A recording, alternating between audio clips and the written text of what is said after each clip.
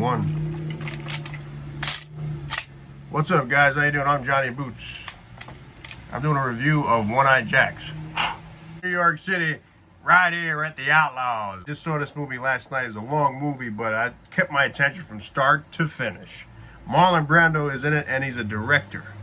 And Carl Malden. He fought for Carl Malden to be in this movie. They wanted Spencer Tracy to play the role of the sheriff and his partner, but he fought it like he always did, and then he won. They got caught on top of a hill, sort of like a Humphrey Bogart movie, but one of them is going to get killed. He says, "Look, you got to go to town because I got to stay here. Let's draw for it." So he takes out a bullet. I got no more bullets. They stole my bullets. So they take out a bullet, and then, but Brando, he takes out 2 bullets. And then, you know, he says, each bullet is going to go to town. And they got the gold. So, of course, you're going to get 2 bullets. So he chose one. So he says, okay, you go to town. He trusts him too much. So he goes to town. It was like 4 miles away. So he's riding, he's galloping. And he's getting in, and he sees these Mexicans, and he starts speaking Spanish. He doesn't. I mean, he speaks gringo Spanish. Doesn't know how to speak Spanish very well. So he says that, you know, a cuánto hay, you know, a caballos? And they say, no, mucho trabajo. You know, we use the horses for work. And then he's like, you know, he grabs them, and he says, "How much for your horses? I need your horses. Me necesito dos caballos ahora." And he says, okay, señor. 200. It's 200 pesos. So he gives him 200 pesos. And then he's thinking about it. He's looking at the gold. And he's like, oh shit. He said, I could just leave. I just take the money and just go. Like any other human being would do, because I mean, I know you knew the kid and you trusted him, but you know, they're outlaws. They're in the middle of the desert. They're about to get killed. He's got no shoes because they were partying the night before.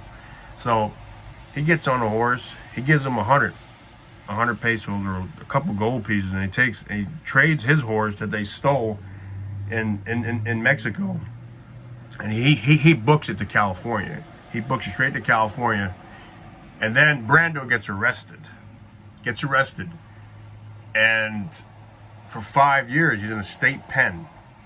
This is back in the freaking 1800s, so, you know, yeah, it's 1800s, right, before the Civil War.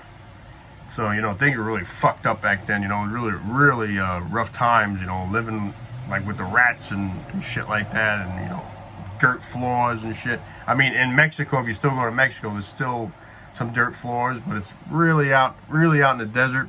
I've been to Mexico. Most of them, but they don't have no roofs. They have no roof. They have tile floor, very nice tile floor and walls, but they don't have no roof. They have an outhouse, and still like that, you know, similar to what they were in the 1800s, but a little bit better. And they get the water from the well. So he gets out 5 years later, and he's like, you know, I gotta find this guy. You know, this guy fucking, he's ruined my life. So, it turns out that Carl Malden became a sheriff. And he's got prim and proper. He's got a wife. He's got a stepdaughter, played by Marlon Brando's second wife at the time. And, you know, he gets linked up with these other outlaws. And then he says, listen, all I want to do is find this guy. All I want to do is find this guy and get my revenge. I don't care. I just don't care. So he says, look, we got to do the bank job. He's going to be in town because they were drinking. They're at a saloon somewhere. Him and his Mexican friend, forgot the Mexican friend name, but he was a good actor too, but I never seen him again. Like, another good actor was the stepdaughter. She was a Mexican actress that only did one American movie, which is very, very common because, you know, if you come from money in Mexico, they don't have to come to America to make it. I mean, they could just stay there because they're seen as superstars in Mexico because they have money in Mexico. There are superstars in Mexico, like they have superstars in Italy, superstars in France. Like they don't have to come here to really live very great. I mean, I don't disregard that because, like, as if they're making it, why they want to cross over and cause more problems for themselves? They got it going on in their country. He sees him rolling up, and he tells his wife, "Close the shutters." So he comes in, and then he says, "Give me my gun." So he gets his gun, gets it ready. And he sees him coming down, and he's like, "Okay, motherfucker, come on down." And then he ties up his horse slowly, suave, in the way Brando was. And he says, "Hi, George, how you been?" And he's like, "How you doing? It's been 5 years. What do you want?" "Nothing, I just wanted to see you. I want to see you." He says, "I knew you would show up one day. We can do it right now." He says, "No, man, no, George. I'm just here to see you. Like it's been a long time." He says, "You don't have no hard feelings?" He says, "What hard feelings?" He says, I got away." He lies to him. "I got away. Like a long time ago. Like, I've been doing business regular. Like, why you got your gun on me?" He said, "Have a drink." So they start drinking, and he says, "Here's my wife. Here's my stepdaughter." He starts flirting with the stepdaughter, Brando. And he says, "Stay for dinner. I want you to stay for dinner. Put my gun away." Puts the gun away. He sits him down. And he says, what you been up to?" He says, "Nothing much. I'm thinking about going to Oregon. I'm thinking about doing things." And he says, he's flirting with the stepdaughter. It's played by a very beautiful actress. And she really reminded me of Natalie Wood.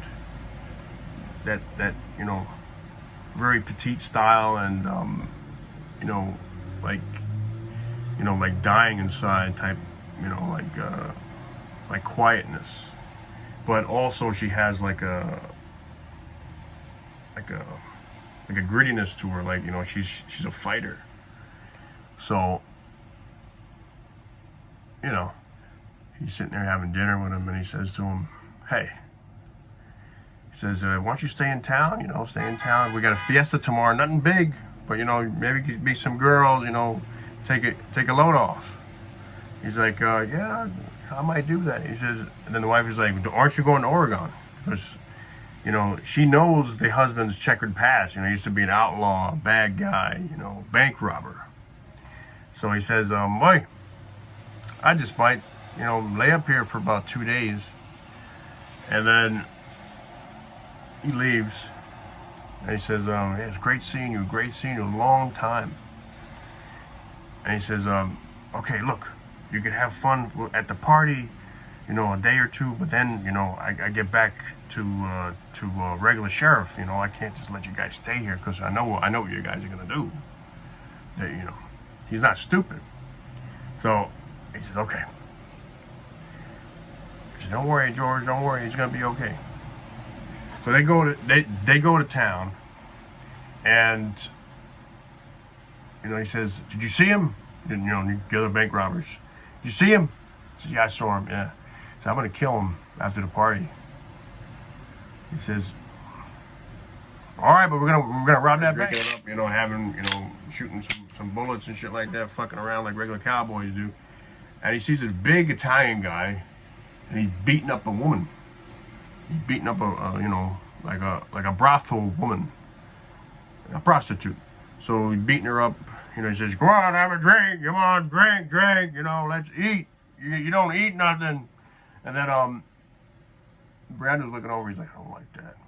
I don't like it when he hits the woman. So he says, hey, good morning. Boom, boom, he knocks him out, and he falls down. And then the guy goes for a shotgun, and then right away by the corner, and bam, shoots him dead. And then they, the guy's like, wow, you really shot Charlie Barrett. I have to take care of this. He had it coming to him. So he goes out and he tells the sheriff, and the sheriff comes in, and he's his friend. He says, hey, George.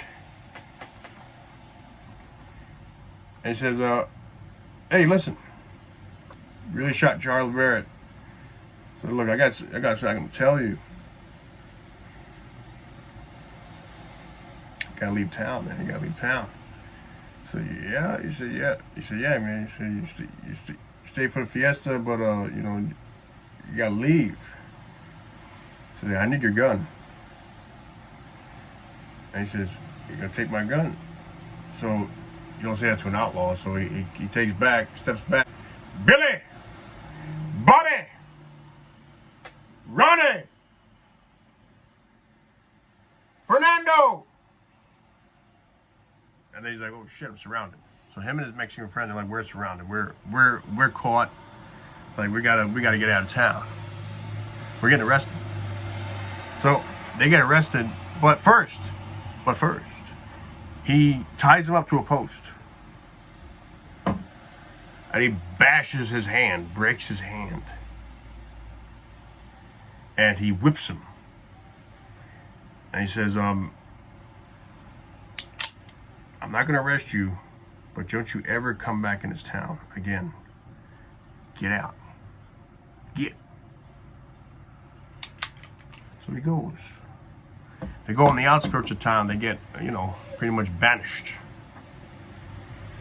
And Brando's hand is like broken. That's his outlaw hand. And he's healing it up. It's busted, and he's icing it. It's been 4 weeks. The other guys are getting antsy. They're like, they got some rooms at this it's not an Airbnb, but it's like something like that. And they're all drinking, relaxing, partying, and stuff like that, like gangsters do. And he's like, it's been 5 weeks. We gotta get the fuck out of here, man. We gotta get that bank. We're spending money. Like, I know we're laying low, but it's not like they don't know we're here. But we are on the outside of town. So how long is it gonna take him to get ready? So then he starts practicing and stuff like that. And meanwhile, he impregnated the stepdaughter of Carl Malden. So it gets really juicy. And she comes riding out on her white horse and says, hey, I gotta tell you something. And then he's like, look, I gotta tell you something too. Like, I knew your stepdad a long time ago, and he robbed me, and I was in prison for 5 years, and I'm gonna murder him. I'm gonna kill him. And she's like, don't kill him. Like I know he busted your hand and stuff like that, and whipped you, but there's no means to kill him, man. Are you telling me the truth? And he's like, yes. Like he imprisoned me for like $150,000 worth of gold, and this is why he made it. This is why he's been taking care of you. Like, I have to take care of him. And then if you want, you come with me to Oregon, maybe. But I'm an outlaw. It's gonna be a rough life. She says, no, come to Mexico. Come to Mexico. Andale arriba. And he's like, no, they're gonna be looking for me in Mexico. They know me in Mexico. So he's like, I gotta go out west. I gotta go somewhere. But I'll come back for you in the spring. It was nice. And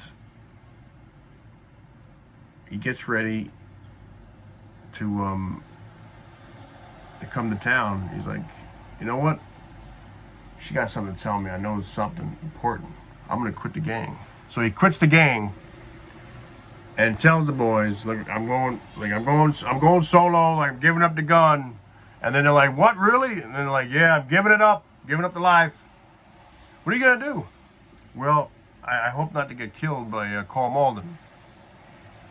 And his Mexican friend is like, okay, my friend, like, I'm gonna be in Santa Fe, like I'm gonna be somewhere in California.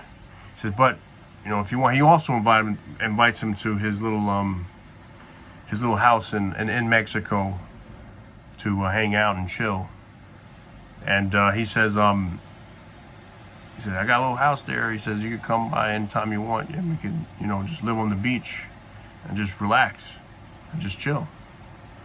And he's like, no, man. He said, I'll think about it. I'll think about it. So he goes by, and then, you know, he's dressed all in black now. He's cleaned, and his hand is getting better. So he says, all right, I'll see you. So he stays at the little Airbnb, and then the two other outlaws, you know, they're gonna double cross him. Yeah. So they wind up shooting his Mexican friend because they took the bullets out of the Mexican friend's gun, and he was gonna stop them, but he says, "What are you gonna do now? You got no bullets." And they shoot him, and then they roll him off the hill. Like Brando would wait 2 hours for the waves to be just right, because he really filmed this in Mexico, and he was a perfectionist, and he hated that the movie was cut down to 3 hours, but he wanted it to be 5 hours. And somebody even said that the one movie was 8, but you know he was gonna leave it at 5, but you know, like all great directors do, like Paramount took it from him because he was causing too much problems. Cause like one day he says, I gotta act like I'm drunk, but I gotta be drunk to act like I'm drunk.